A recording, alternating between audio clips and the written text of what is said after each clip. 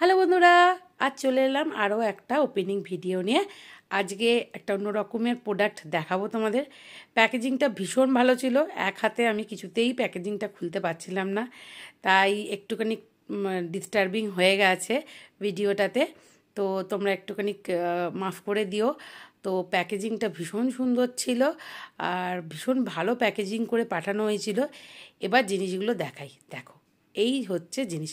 এগুলো ঠাকুরের জিনিস কিনেছি আমি, এগুলো ঠাকুর রাখার ছোট ছোট আসন, ঠিক আছে। একটা সবুজ একটা লাল নিয়েছি, একটা বড় আসন নিয়েছি। এটা এটা ওই জলচৌকির ওপরে পাতার জন্য, এরকম ভীষণ সুন্দর ভীষণ সুন্দর। আর এটা এইরকম লাল শালু নিয়েছি, এগুলোও জলচৌকিতে পাতার জন্য।